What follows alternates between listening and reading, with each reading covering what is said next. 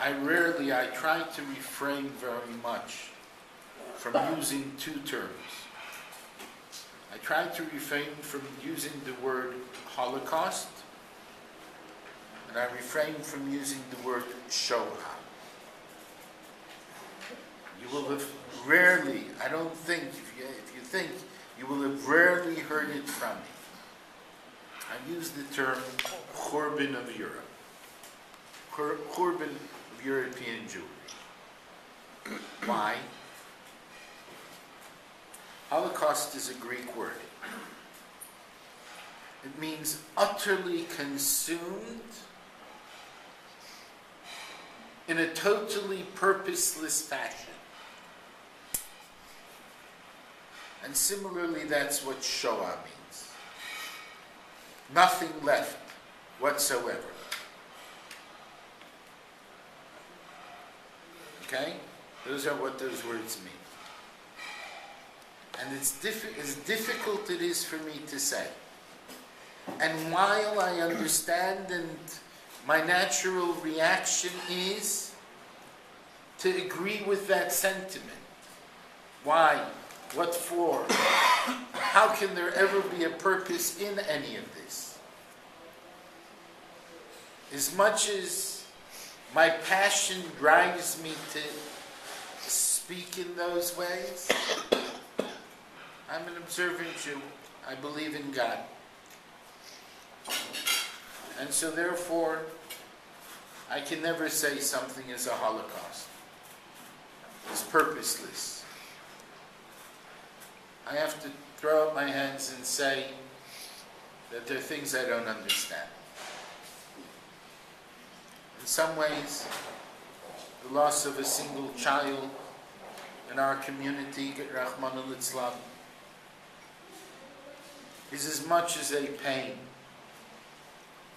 for that family and that individual and those people as everything else around us.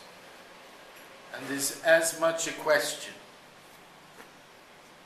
when it becomes individual and personalized as the entire thing. And the pain is as real.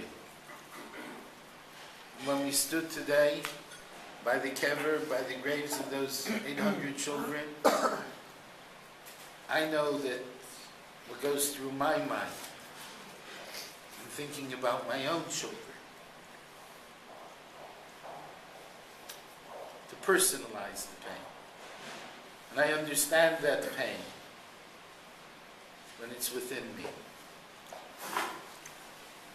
But it's not a Holocaust. It's not a Holocaust, it's not a Shoah, because we're here. Because we're walking the streets. Because we have Jewish kids. Because we have those sitting around the table here, people who are passionate about Jewish education, people who are passionate about Jewish communities. Yes, it was a Churban. It was a Churban of European Jewry. It was a Churban on the scale, the only thing to possibly match it. As the Baba Rebbe writes in the Kino that he wrote about this, is the Churban was the Churban of the Beis Hamikdash. And when we were spread out throughout the world at that time.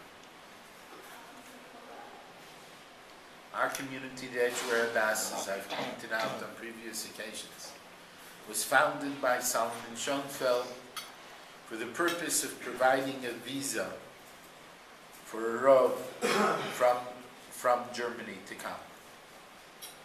And the first Rav was Rav Königsberg, who was with us from 1938, who the shul was founded for, in order to provide for him a visa. Rav Königsberg. The second Rav was a German refugee. Second Rav was Rav Babat, later in Sunderland, was with us from 1941 to 1947, when he moved to Sunderland. Another refugee. third was Rav Heschel. Yaakov Heschel, another refugee. The president of our shul for many years, as I pointed out a few nights ago, was Jack Schlag. Another refugee, a person who went and rebuilt his life from the Torah Alter Churban. That's the reality of what our community is. That's what the response is. That's what the answer is to Churban. The answer to Churban, which means destruction, the answer is building. And if we walk away from here, any of us, we have to walk away with a renewed commitment to building. And as I've said before, not simply rebuilding, there's also a concept of building afresh.